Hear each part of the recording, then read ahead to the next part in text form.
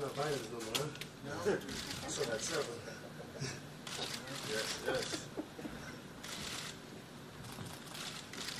I mean, 10 years in the league and no ring, and if everybody thinks they're the best. I think I'm the best, and that's how you got to feel when you're a player. Like, you feel nobody's better than you. And if you don't got a ring, you get guys like LeBron going to the championship. I've never been there. Now I'm playing with Kobe. Kobe with 4 rings. I have none. Even Lamar, that's my friend, but we was always competitive. He has a ring. I have none.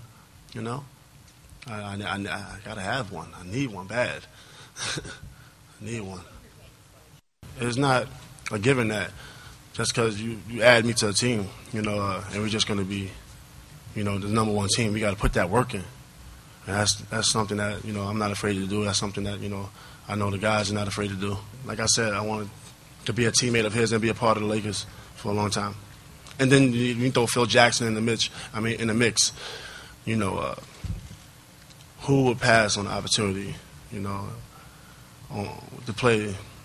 to play under Phil?